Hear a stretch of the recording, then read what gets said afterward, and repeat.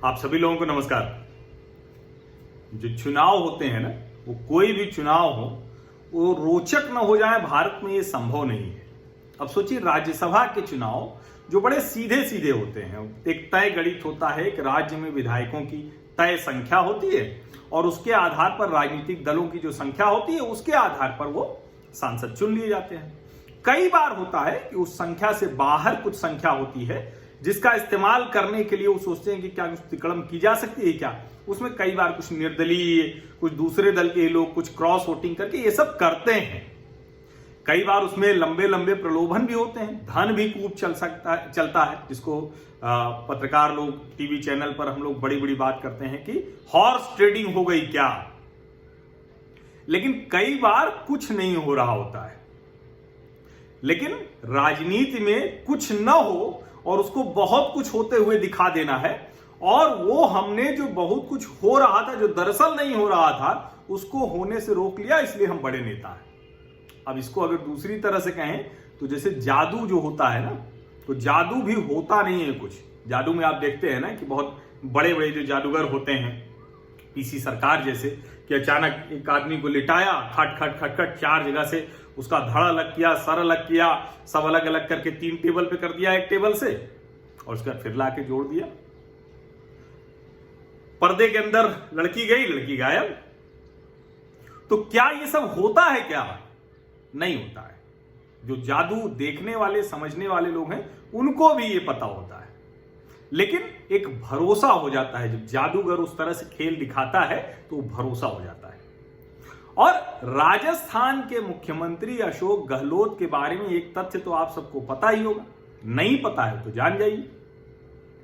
अशोक गहलोत के पिताजी वो जादूगर थे, जादू दिखाते थे, और अशोक गहलोत को भी जादूगरी आती है।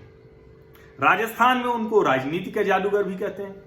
हालांकि वो बड़े खांटी नेता हैं। नेता के लिए जितने तरह के विशेषण आपको लगते हो वो सब उनको दे दीजिए। इंदिरा गांधी के समय में युवा नेता के तौर पे राजस्थान में कांग्रेस खड़ी थी, लेकिन अब वो जादू दिखाने के मास्टर हैं।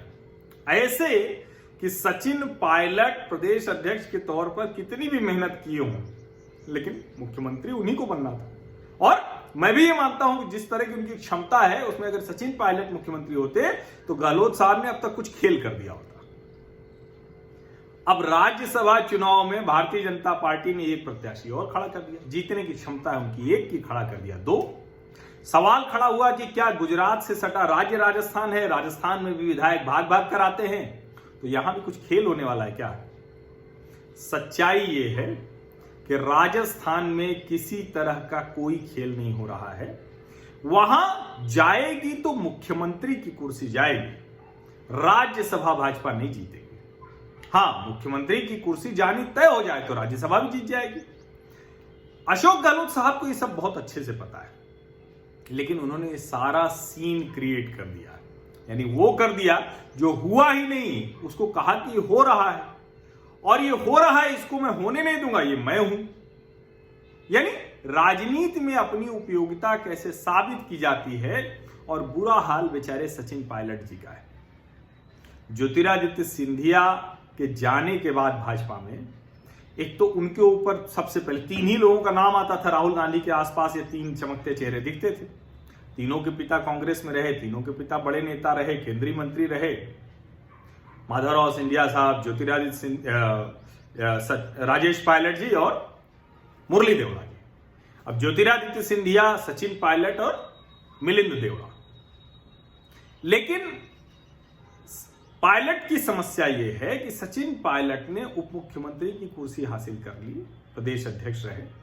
अब वो उनके पास वो बहुत गुंजाइश नहीं कि कहां जाएं और भाजपा में मिलेगा क्या, क्योंकि वहां तो पहले ही वसुंधरा जी हैं और हालांकि दूसरा कोई प्रत्याशी नहीं है। भाजपा के पास विकल्प बहुत कम है। नामों की चर्चा होती है, गजेंद्र शेखावत, ओम बिरला, बीच में राज्यवर्धन राठौर भी आ गए थे। ऐसे बहुत से नामों की चर्चा होती रहती है, लेकिन दरअसल कोई है नहीं वसुंधरा जी के मुकाबले में।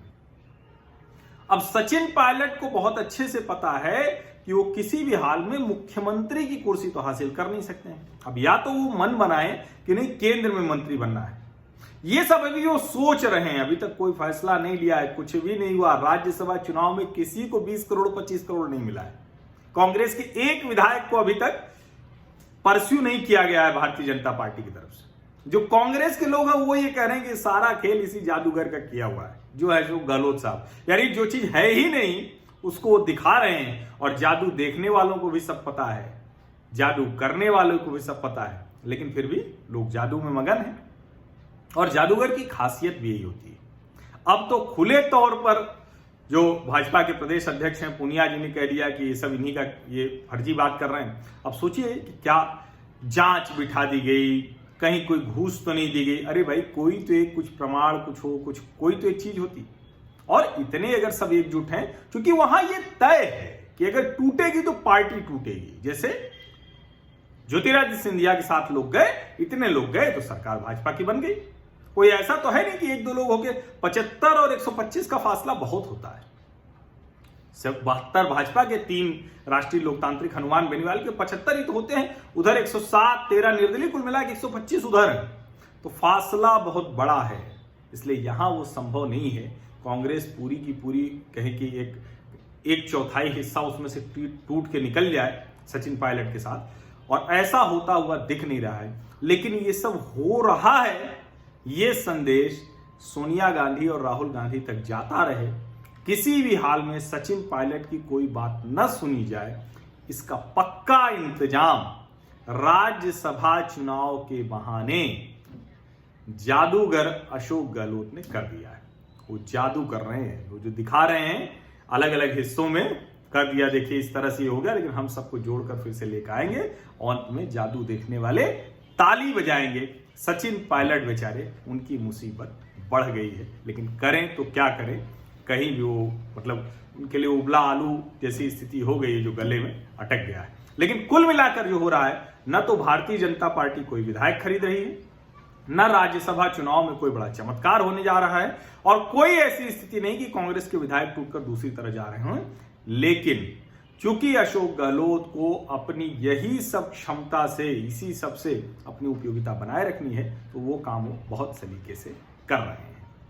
बहुत बहुत शुक्रिया, बहुत बहुत धन्यवाद।